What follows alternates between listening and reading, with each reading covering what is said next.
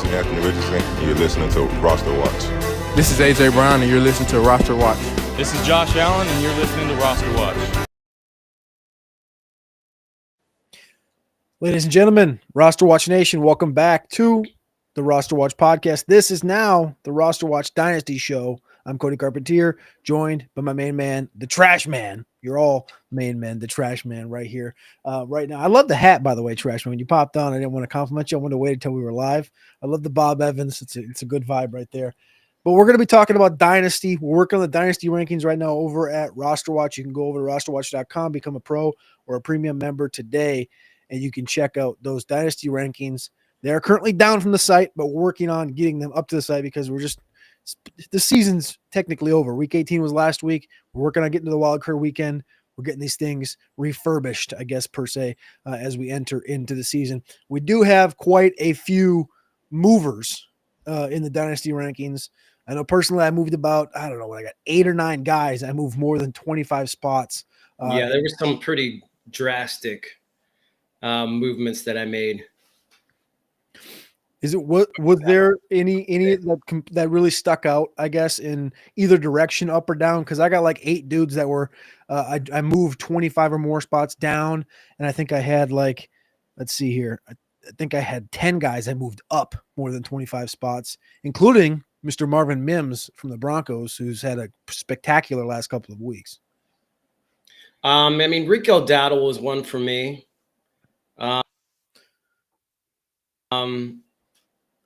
I didn't think it was him previously, but Rico Dowdle, starting running back for the Cowboys. Who knows what will happen in the offseason?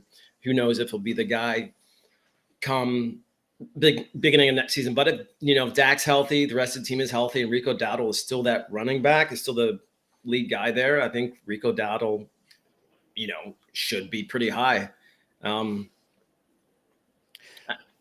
least as of now. So I moved Rico up as well. I got him up to, at the position, running back 39. And in the overall rankings, I think I got him up to, I think as consensus, we have him up as a top 150 guy. He's right there on the precipice of it. He's actually exactly 150 when you look at consensus. Is he a guy, so he's a free agent this year. He's a guy that, I guess in training camp, right? We're talking to Byron, and Byron's coming back from training camp, and he's like, man, Zeke Elliott's dust. There's nothing else in this offense in the backfield. Rico should get the opportunities on day one. Rico didn't get the opportunities on day one, but they ended up coming down the pipeline as the season kind of went on. And I assume he's probably not going to be a very expensive running back. And then in a rookie class that we're looking at right now, it's like 10 to 16 deep with dudes that I believe can perform on day one and should probably be classified as first 4-round picks. You're talking about running backs. Yeah, in the rookie class.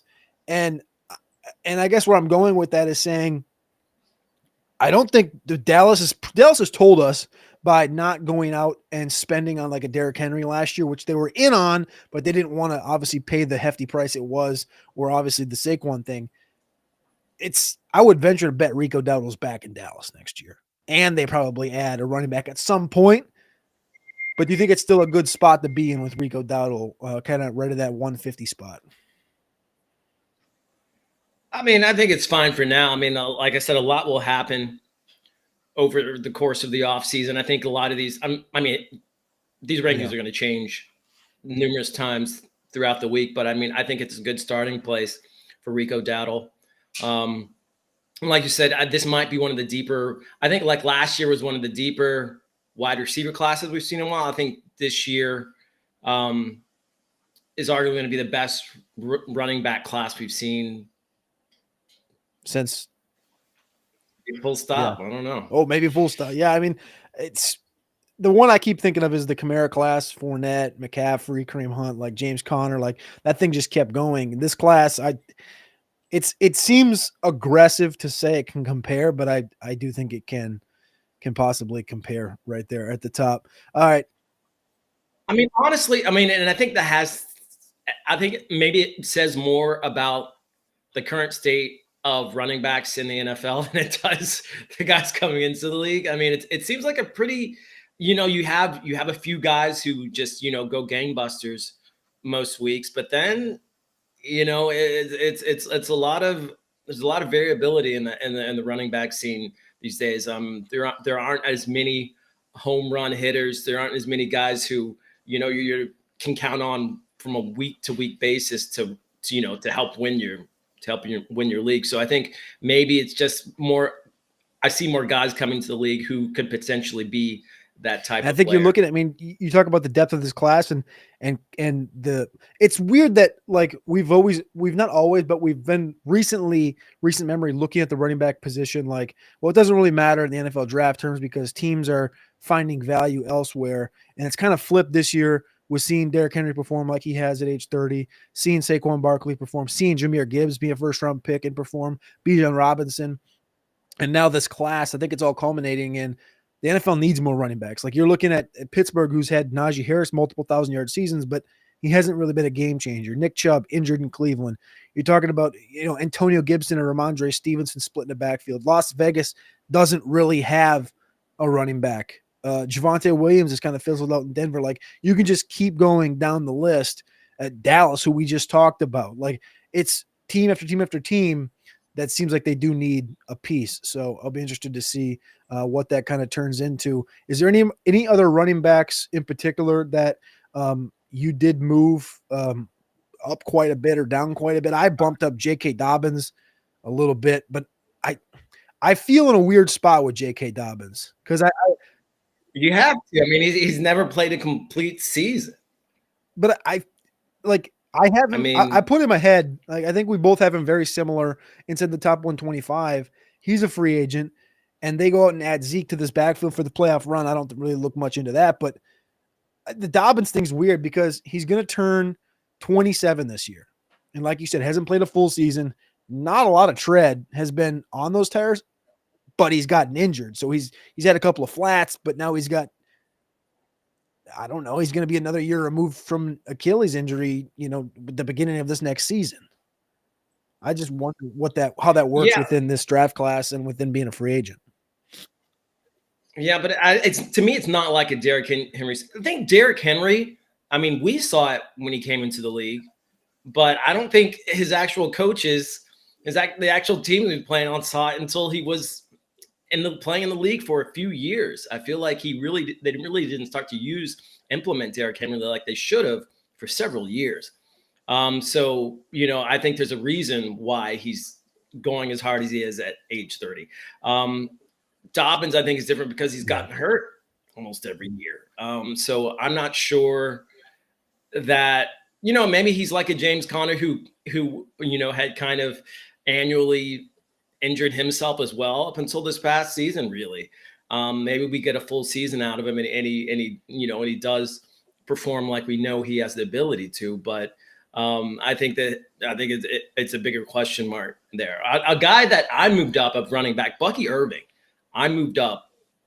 I can only imagine if he had a backfield to himself.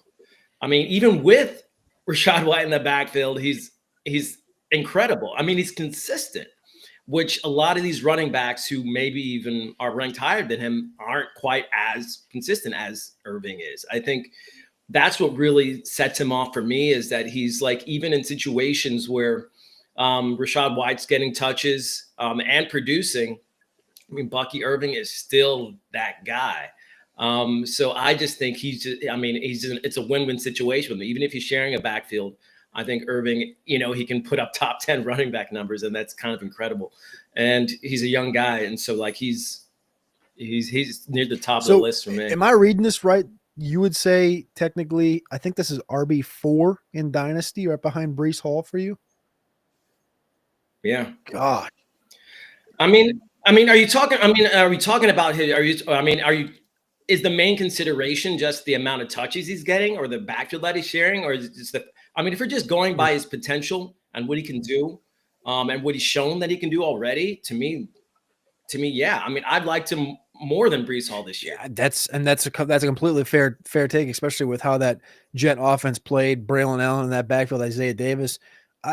I do worry with what it looks like. I mean, Rashad White's going to be there for at least another year, maybe two, at least another year. I mean, are you worried about Jahmyr Gibbs? No, David Montgomery? I'm not. I mean, I'm not. That's a good point. And well, to me, it's a similar situation. You know, good offensive line in Tampa. Baker's got another year on that contract. I'm not worried. I guess Dave Canales left last year. Liam Cohen looks like he could potentially leave as the offensive coordinator this year and get a head coaching job. I guess it's a good point. It's a fair point that you do make. Like I definitely moved Bucky up, but I don't want to say I got over my skis. Like I put him at running back 7, which is like 41st overall for me. So I'm not like I'm that far apart, right? I'm a minute couple of picks apart from you. I think overall at the running back position, I'm not even sorting by that. But if I did, where did it go? Who's 6 for me? I got Jonathan Taylor at 6, HN at 5. Like I guess that's really the difference. I just have him a couple spots lower. But I believe in Bucky, which is something I can't say I believed in before the season began. When I went down to Tampa Bay Buccaneers training camp, it was like looking at like Najee. Like when Najee was like, you know what Najee looks like, right? He's 6 foot, like 235 pounds. Like that's what Rachaad White looked like in that backfield preseason. And White was getting every snap. And Bucky would like occasionally come in. And honestly, Sean Tucker got more work in those 2 days of training camp that I watched. Well, Bucky's the young guy. Yeah. He's the new guy. Of course he's. That's what I'm saying. Like I'm just so impressed with like how far it came in 1 year and 1,600 all-purpose yards. Like I don't want to get over my skis on it. And I think that where we're sitting, you're at 4, I'm at 7. I think that's a good place to be. But it's just such a wild thought. I mean, I think running back is a position that you can get over. I think it's like, I mean, that's running back 1 for both of us right now. Actually, for you, I guess I'm a coward. I still have Bijan number 1. I still like believe in Bijan more so just because he's got the entire opportunity share there. But you got Gibbs 1 now. Does he? I mean, Algier still gets considerable touches, like significant touches. Like there isn't that running back that's just getting all the touches. It just I think that maybe just kind of a thing of the past. It's like we talk about Bijan, we talk about Jahmyr, we talk about Achane. They're all splitting touches, all of them. And so then we have to talk about, okay, so then what is the touchdown equity? And I think with somebody like Irving, it's pretty vastly impressive that a 47% opportunity share for a guy like Bucky Irving can vault him up to like an RB13, RB12 status on the season. I'll be interested to see where he goes at the beginning of next year in those seasonal drafts. Let's move to wide receiver, though, for a couple of guys. Anybody over the course of the last month that has really jumped out to you from the wide receiver perspective? There's a guy that I liked him I liked him at the Senior Bowl several years ago, a little guy, and they just seem to keep using him in Pittsburgh, and that's Calvin Austin.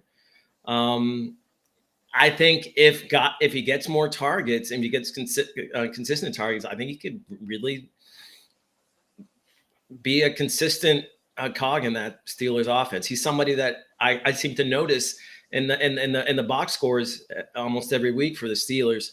And maybe it's because George Pickens, but even when George Pickens is in now, I feel like Austin is getting looks. And so it's interesting with Calvin Austin because like you kind of brought it up at the jump that, the running back class is so deep, but this receiver class is, I don't want to say going to be the worst we've seen in four or 5 years, but it's just not the best we've seen. We'll just put it that way. As far as depth goes, and depth usually when you think about Pittsburgh is usually where they end up getting these guys in the 3rd, the 6th, 7th round. That's usually where Pittsburgh tries to file away depth. And Calvin Austin has been running routes. He has been working in the slot. He's been targeted. He hasn't not been targeted. He kind of fits that Tyler Lockett role. I don't know if Russ is back next year. But when I do see a Calvin Austin play every game this year, which is good for his health because he's been banged up the last couple of years. I remember going to training camp last year, he had a calf injury, and it just kind of like stuck with him through the majority of the season. But seeing the 90% of routes throughout the year just speckled in there, and the lack of true depth on the team. He was second on the team in route percentage or total routes run. And again, you're comparing them to Van Jefferson and Mike Williams, who came late, but it's still a role. And worst case scenario, he gets bumped down to the third receiver, the fourth receiver in the pecking order when the season begins next year. But I don't think he's I remember who was it? It was Scott Fitterer, the GM for the Panthers 2 years ago at the combine. And I remember Shi Smith was in that receiver room. Shi Smith, formerly of South Carolina, was like a 4th or 5th round pick. And I just like asked the question is like, where does Shi Smith fit in this receiving pecking order? And he's like, well, we'd like to add another guy. And they ended up actually drafting Jonathan Mingo, of course, like the 35th overall pick. But I was like, where do you see Shi Smith? And he goes, well, in an ideal world, Shi Smith is the wide receiver 4 for us. I don't think Pittsburgh looks at Calvin that way. I think they look at Calvin as more of a weapon than the Carolina Panthers did with Shi Smith as a special teams guy that they could just use for depth. At the wide receiver position, one guy moved way down at the wide receiver position was Deontay Johnson. And Deontay Johnson turns 29 actually in 2025 this year. And he's been on now 3 teams this calendar year. He went from Carolina to Baltimore to Houston. And there may be some off-field underlying stuff going on with Deontay, but like until further notice, is there like I guess I'm going to ask this in 2 parts. Would you be jumping off the ship if you had Deontay Johnson shares in Dynasty? Or would you be looking to kind of grab a couple? Because he is looked at not as the big lumbering receiver that can just kind of disappear because his speed and athleticism disappears. He's a route runner. He's never been an athlete. He's a low 4.5 guy that catches targets and gets targeted and can last. So when you're looking at like a guy like Deontay Johnson, who I've completely nuked in the Dynasty rankings personally, I don't really know how I view him. And I'm just wondering, Trash Man, like, is that a guy that you would try to go after, or a guy that you would just try to get away from, or maybe just sit and hold? Well, he's a guy that can thrive if he's, the best receiver in the receiving room. It's just like, he kind of started out in a situation where there really wasn't anybody else to challenge him for the number 1 receiver. Well, we were kind of all shocked when he kind of took it because he's not the best athlete. He wasn't a guy that you look at and you say, this is going to be your number 1 receiver, but he managed it in Pittsburgh on, some pretty bad Pittsburgh teams. But I don't think he sees himself as a complimentary receiver, but I think for all intents and purposes, he kind of is. And I think unless he gets on a team where he's going to be the guy, I don't really see him settling for a number 2 role out. We've seen his attitude when he's not getting the ball consistently, at least to the point where that he thinks he should. So I don't know. I feel like if he lands on a team, I mean, I could see him maybe going somewhere like Cleveland, honestly, and being the guy there. I mean, because he would be the best receiver in that room then, and I think he'd be happy being being that guy on the other end of a quarterback who could air up the ball quite a bit. But yeah, I really think it's dependent on where Deontay Johnson lands. I don't think he's really that special of a player. At the quarterback position, there's back-to-back years now we've had a quarterback seemingly be almost written off and then burst through the scenes, 4,000-yard season and potentially win the comeback player of the year. I don't think either one's going to end up winning it, but Baker Mayfield last year, Sam Darnold this year. Sam Darnold was one of my biggest movers. I see Baker Mayfield as one of your biggest movers at the quarterback position. Baker, of course, in the second year of his 2-year, I think it's $80 million contract. I can't remember offhand. Darnold coming off of a 1-year, $10 million contract with the Vikings, walking into a potential free agency or franchise tag situation. I moved Darnold up personally to QB 13, but I see you move Baker up, and I just wonder your thoughts on these two guys against each other. I mean, I feel like Mayfield always has played with a chip on his shoulder. I feel like Darnold I feel like when he gets in the right situation for him, I mean, he can make it. I mean, you have two of the best receivers in the league. You're probably going to do pretty well for yourself. But I guess, Baker Mayfield has one of the best receivers in the league, two of the best receivers in the league when they're healthy. Maybe McMillan too. Godwin and Evans. Maybe three. I think Baker's more of a gamer. I think he's less affected mentally, emotionally by the things going on around him. We see him play through adversity. Darnold, it's really hard to tell who the real Darnold is.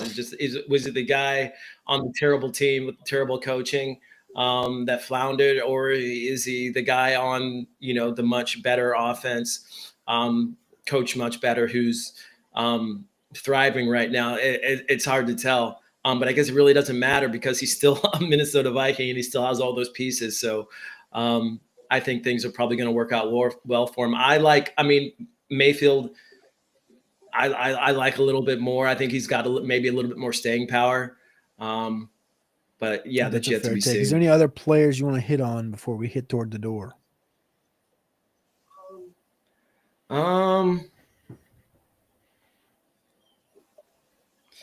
Well, to me, Malik Washington was interesting to me. Just because it does seem, I don't know what's going on with Jalen Waddle and Tyreek in Miami. and Tyreek now. Yeah. I mean, I feel like there is room for Malik Washington's role to grow. And we saw in the pre-draft process, he was somebody that we both liked. He can be a big play receiver. And I just think in that offense with Tua, if he stays healthy, I think Malik Washington's role could grow. And I think, he's going to get the opportunities to thrive there. So he's somebody who I'm a little excited about coming to this next season. Finished out the season, for those wondering, on Malik Washington, who was the leading receiver as far as receptions go in college football in 2023, finished the season out with a 70%, 89%, 86%, and 61% route participation for the Miami Dolphins. And that was, of course, Tua was in a quarterback, but Waddle was missing one time with injuries. Tyreek was just like, he was banged up. He's been banged up all year, but not. Tyreek's been doing a lot of banging. That he has, I think, a lot in the last couple of years, especially at the same time. But Malik finished, respectively, and this is nothing like to gloat, but again, this is a guy we have right now, right around that overall 200 player in the Dynasty Top 250 over RosterWatch.com, but a guy that gave you 10 fantasy points, 8, 7, 6, finished as a top 40 guy. And again, that's as a rookie on the back end on a team struggling, trying to get things going, trying to grease the wheel. And there's opportunity there. And that's all we're looking for here now, is opportunity and growth, and a guy that we've seen obviously do it at the college level. All right. You guys can go over to RosterWatch.com. You can become a pro or a premium member today.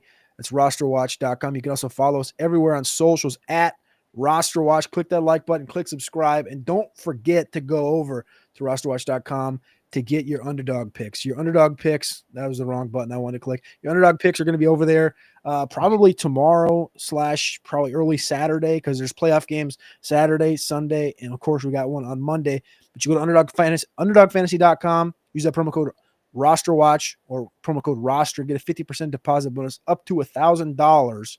And there's a QR code right there on the screen if you're watching here on YouTube. But you can go over to RosterWatch.com. You can get our picks. Our picks that are hitting at a 61% rate on the season. We're 60 picks above 500. A lot of that is because of Trashman, Alex, and myself. We're all three of us hitting at a 60+% rate on the season. Go over to UnderdogFantasy.com today. Sign up using that promo code ROSTER. Trashman, that's all I got. We'll see if we come back next week with some more Dynasty stuff. We got to continue these rookie spotlights. They're going to be up on RosterWatch.com. We're going to be. Yeah, we'll get to more of you guys' questions next week as we kind of, once we're done finalize it, I guess starting 250, we can take a better look at some of these guys you want to look at. And we'll be at the Shrine Bowl in 2 weeks. 2 weeks from tomorrow, 2 weeks from Friday, we'll be headed to Frisco. Hopefully There's no rain, there's no snow because I've had my fair share and boring. I'm tired of that stuff. And y'all don't need that. Y'all can't handle that stuff up there. I've heard that. Through here. But 2 weeks, we'll be at the Shrine Bowl. Next week, we'll be back here with another Dynasty show brought to you by RosterWatch.com. We appreciate you. We love you. For Trashman, I'm Cody, and we'll see you next week. This is Anthony Richardson, and you're listening to Roster Watch.